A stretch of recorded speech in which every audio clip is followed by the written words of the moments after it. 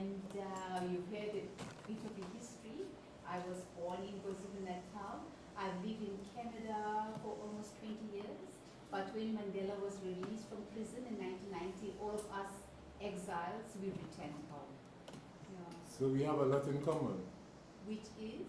I lived in Montreal. Is it? Yeah. I lived in Toronto. Yeah. I have residency in Toronto right now. Is it?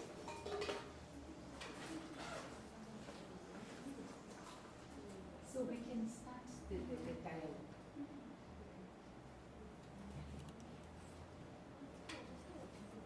Well, basically, I am Okay, go ahead. Just be normal. Yeah. Forget about it. The name of the group is the African Mission Diaspora Movement, in which there would be model conference in the sense of somewhat, if there would be like delegates representing various African countries, and it will have somewhat like a competition as well as a gala dinner on the conference. So each of us will be representing a country. We are assigned to do research on a particular country, as well as there's a debate in which there's a motion that each delegate will be debating on the conference. And that's basically it. So it's more or less like a kind of activity that we are keeping one of them. We did first of July. But the group is the African Diaspora Movement. There's a group in Trinidad called the African Diaspora Movement. Mission Diaspora Movement. Is it? Okay, so you are members of that group, right? So the competition is amongst who? Well, it's over for the entire public and community. Okay. It's not really a competition. It's a representative. It's a model conference. The African Union, we're modeling the African Union, and we're representing. I will be representing President Botswana President, and he will be representing South African President as. Who's representing South African president? Is Is it? yes. So we will come with our different. We have a motion that we'll be debating, Okay. and we will come and What are you debating? industrialization. If it's good or bad for Africa. So we are trying to come up with resolutions for industrialization. And in the evening there'll be a gala dinner. We'll be all dressed in African clothing. Everyone representing I'll be wearing kiba. From South Africa, I'll be in the national wear, and Uganda, the national wear. So that's about it. It sounds very nice. It's an interesting program for you. So every year there will be different delegates. So this is the 2013 At the end, when delegate. you win, I don't know, like there's a criteria that they observe, and then somebody wins or a group wins, and then what do you win? We don't. It's not exactly a competition because Pass the mic on, please.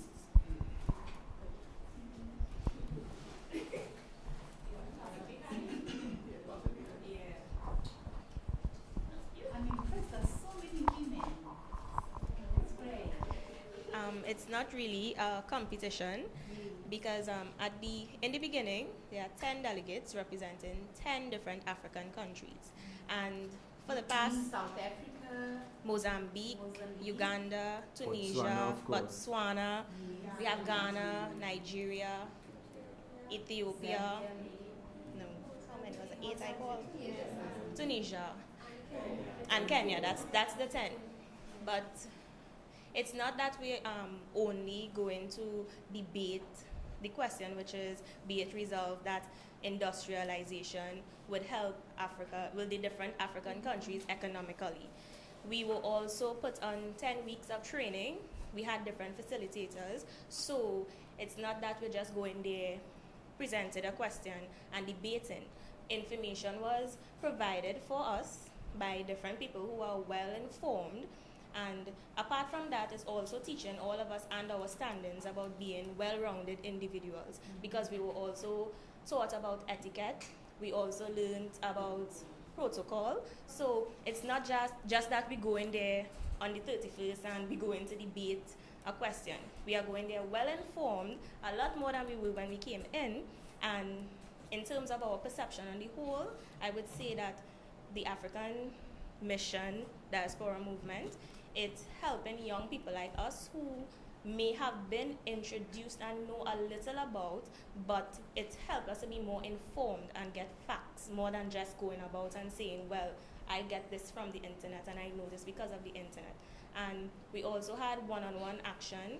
Well, I got to interview somebody from Uganda, and I know everybody else was doing their different things. So it's more than just well, I would not say it's a competition, but it really, really helps us as individuals become well-rounded. And most of us here are of African descent, so we could really say that we have taken more than just going to give a 10-minute speech from the experience. Just to continue on that note, the hope at the end of the conference is for us to put together a communique, which we hope will actually be sent to the African Union as to show what we have done here, because it's based on the declaration that they made this year being the year of Pan-Africanism and African Renaissance. So that is, to answer your question, that is the hope at the end of the conference. So it's not a competition, but it's as an aid, as us of the African diaspora here in Trinidad and Tobago to help the African Union.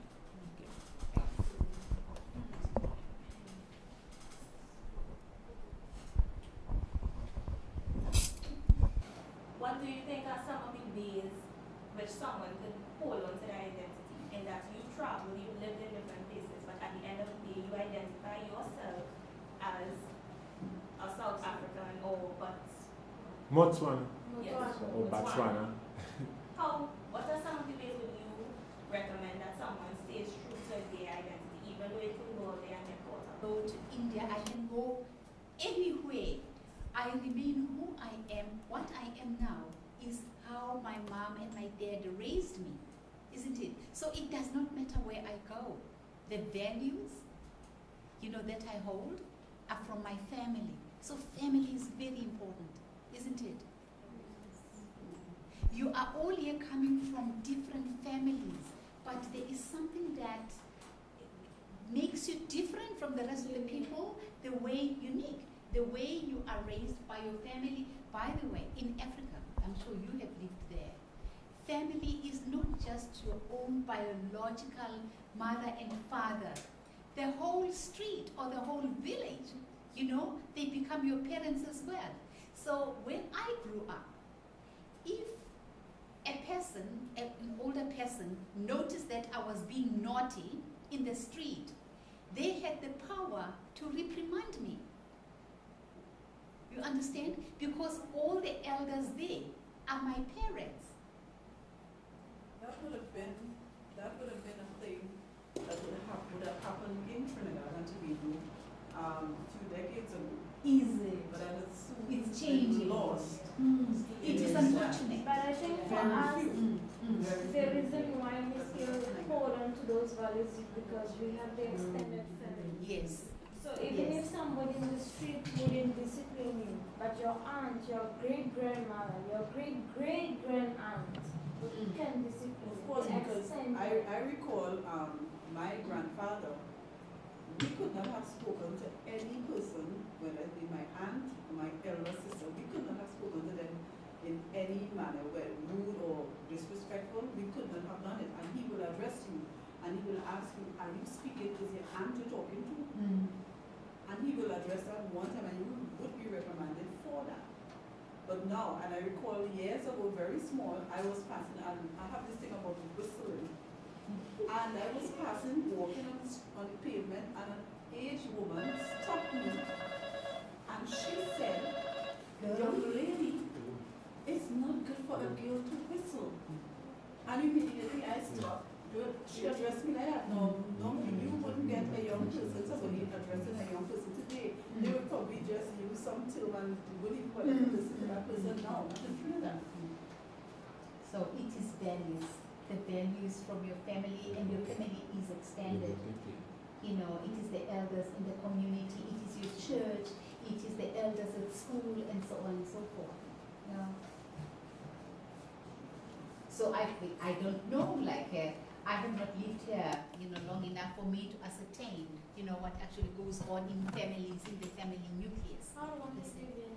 I arrived here in 2011, I think it was in November, so I've been here, it's going for 2 years now. But I think it is very similar to what you said just now when you were growing up in your community, in your area, that it doesn't matter who it is, a village, as we know, they say it takes a village to grow a child. We should know that. That is what we know. The older kids would know that. But as I said, it is fading. It has faded a whole lot where your neighbor, not It's a even Western neighbor, is able socialization, isn't to it? tell your child or discipline or even babysit.